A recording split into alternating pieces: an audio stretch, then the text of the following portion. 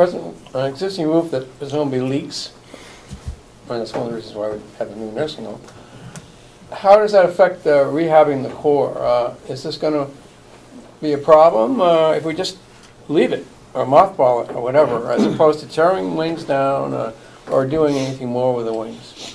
I guess that's my question. I think all you might want to do if you mothball the wings would be possibly to put up some temporary drywall partitions and so forth and isolate those wings from the main, just so you don't have heat and all that pouring out into those wings. You could keep those at a very moderate temperature. Okay. Assuming you're using the core for, for 65, 70 degrees, you'd want to isolate those wings and keep them at a minimum. Okay. I know that sometimes when you close up camp, what you do is you drain everything. Mm-hmm. Is that is not an option in our wings, I assume? I don't professionally recommend draining anything, but people do it all the time. That's what you do at camp. It's just because of the extremes of cold. You start, when things start getting a big swing temperature, everybody knows you get cracks in drywall, you get things happen. Okay. Can you? Of course you can. Absolutely. It's done all the time. Okay.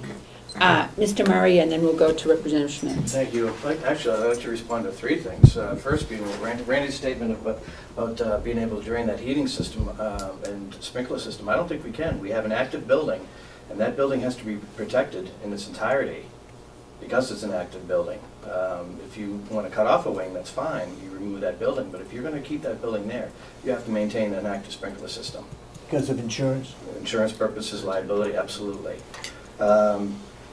Second, Mr. Fleck, you had talked about using the expanse in the dining room. I had asked for 6 resident rooms in one of the wings to use for storage, maintenance, storage, records storage. That was denied because you're going to be taking down those wings.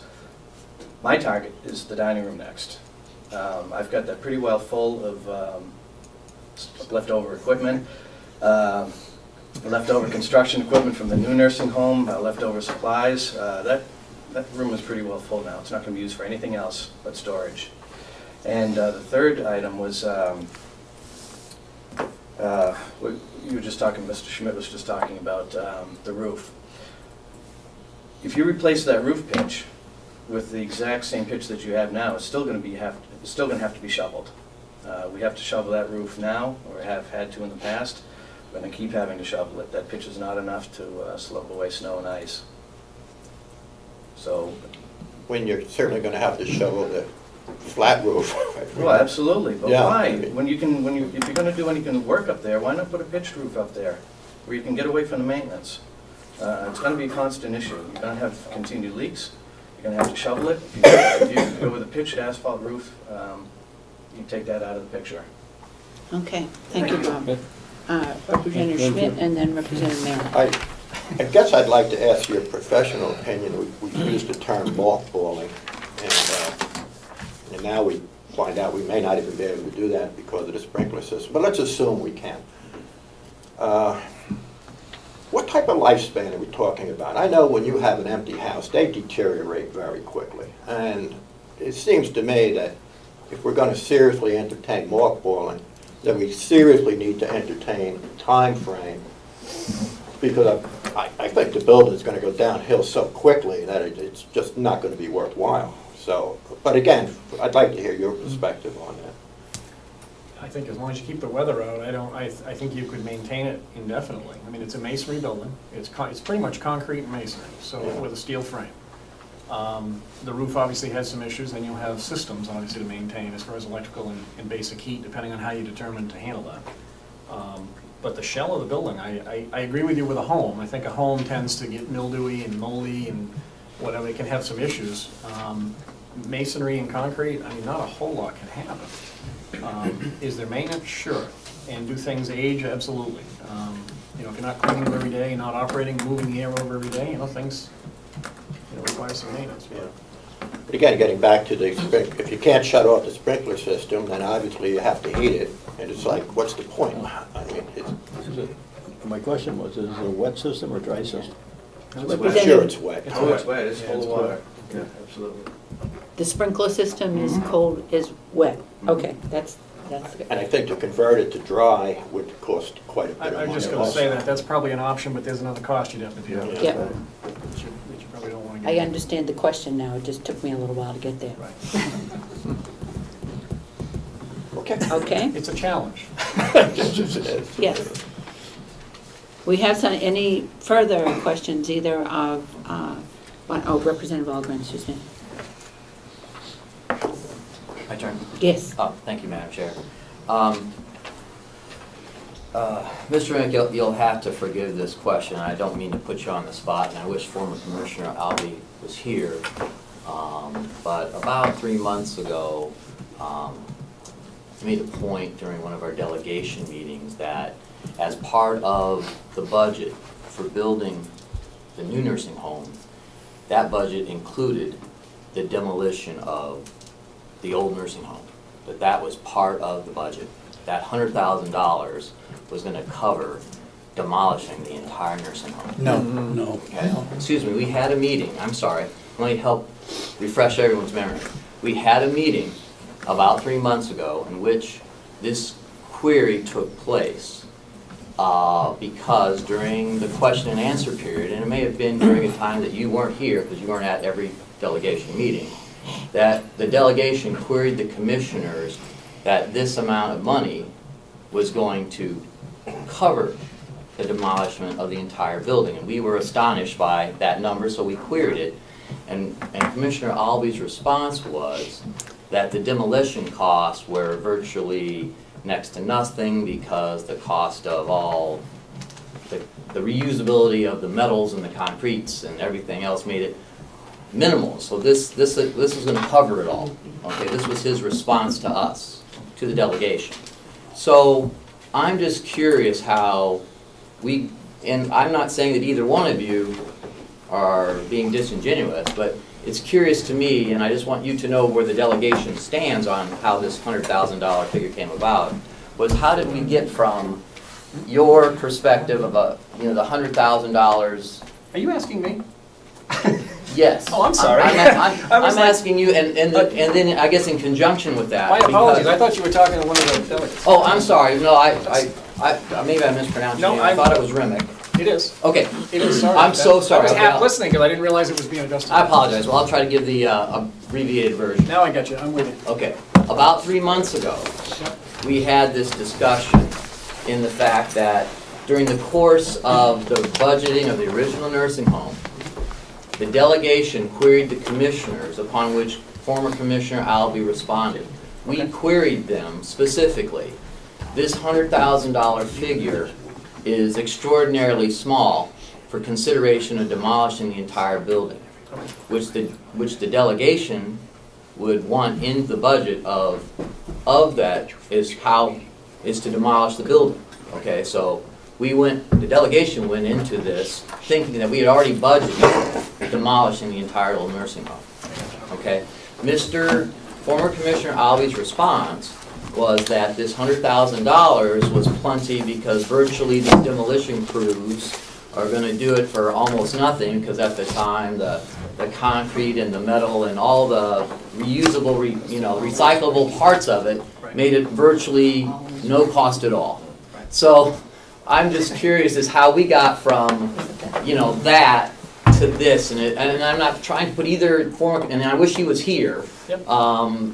To respond, and I'm not considering that either one of you were disingenuous at the time, but I think it's important that there is an understanding, at least that you understand that the delegation thought that we weren't going to have to these large costs, which to me, if we extrapolated it now, it looks like we'd be upwards of $800,000 to demo the entire. If we just leveled it and put in a new alfalfa field, it would be $750,000. That wouldn't be fair. I think I wasn't part of that conversation, so I don't know. I know that some of the earlier commissioners, possibly Chip or whatever, had gotten some proposals independent from us for demolition, and I know they had Always and I don't know a few other quotes that had come in.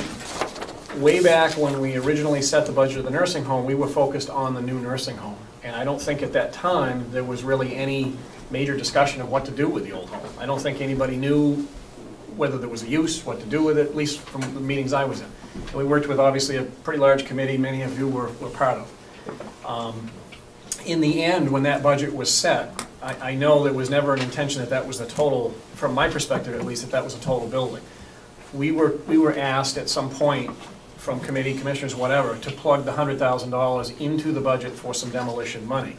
It was my understanding that that was to take down the 2 wings only that interrupted the new nursing home. That was the original intent from my perspective.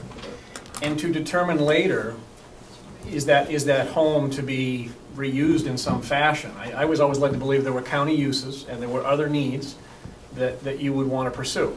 Now, true or not, Okay. that's the way we perceived it, was that the intention was to reuse that facility in some fashion. So that if you look at the original site plans, and as this whole thing evolved, when the new nursing home was placed, it was very close to that existing facility. And the idea was that we would need to remove those 2 wings facing the existing home because they would be too close, you know, grading-wise, perimeter road-wise, and so forth. As the final design evolved, I think it became clear that there's a potential they could stay there. In the initial planning to get perimeter fire roads and all that fun stuff, they were going to go away. And I think, in hindsight, maybe there wasn't a lot of focus put on that 100. It was more, put in 100,000, that will cover that portion of demolition. But there was never a discussion in my mind to take that whole building down. That's something that came about towards the end of this project. And before you go any further, I think Commissioner Sorensen just wants to add Madam something. Chairman, I Then I'll completely disagree with what Representative Algren said about 100,000 taking down the complete building. That was never discussed. Randy is right. We put 100,000 in there for some demolition. You will remember that I had an estimate from Always Wrecking, 112,000, I think it was, to take down the 4 wings. That was it. Yeah. I don't know, and I don't ever remember talking about 100,000 to take down the whole building. That was never discussed as far as I'm concerned. If Commissioner Albee had said something different, then that was on his own. I'm not sure Always Wrecking quote, I may be wrong, I'm not even sure it existed when we set that budget. That's right. We did Because have may a have. quote from them, but there was discussion that this may not include whatever we find in asbestos, and that's when we started looking at what's in the roof, for Because where we're going. the way we think, I mean, it's a 40-some-odd-thousand foot building. Yeah. And if the intention had ever been to take that whole building down, I would have thrown up a red flag and said, guys, it's not enough money. Yeah. And it's not enough money because the typical on a building like that is probably $4 or $5 a square foot to get it taken down and hauled away. And I think if, that's where I was going, Mr. Algren, when you mentioned the 800,000, I mean, I think if you went out and got hard numbers to just take that building away, you'd probably be in the $5 a square foot-ish number, plus maybe asbestos and other hazards. You wouldn't be far off from that. So that's more like a $250,000 or $300,000 as opposed to 7 or 8. Okay, so it's 45,000 times 5? Well, I think that makes sense. If you think about Always Wrecking's quote, is between 55 and 60,000 to take down 2 wings. An average wing is about 5,000 a wing. So that's 10,000 feet. $5 a foot would be 50 grand. Their quote, I think, is 58 or so, from memory. And Commissioner Sorensen has the quote. Madam Chairman, as of February 9th, 2010, we got a proposal from Always Wrecking for $55,750. And it was updated after this was submitted. And it was $13,750 if the bottom layer of the roofing tested positive for asbestos. They did a test and did not find any asbestos in the roof. Yeah. That was for 2 wings, right? That was for 2 wings. Not both sides. That was for a pair of wings on one side. 2 wings. So that was 55,000? Correct. $55,750. Which makes sense to me, because that's, again, about the $5 a square foot-ish, you know? I mean, it depends on that day and the quote you get, but ballpark about $5 a square foot. Yeah. Okay, so that if I may Yeah. continue, thank you. So indeed, it would cost approximately or less than $250,000 based on 45,000 square feet of the entire campus over there. The entire building's about 45,000 square feet. I think that's correct. I think it's like 43, 45, yeah, Yeah. from memory. So- Call it 45. So, I mean, just Even if it's 50. rough numbers, Call right, it yeah. It's not 50. Right, it's not 50 at $5 square foot, is $250,000 is what it would cost to just level the whole thing and I mean, grade you it. want to confirm my opinion, obviously, with the demolition guy, but yeah, I'd say that's somewhere in that neighborhood. 250, 300.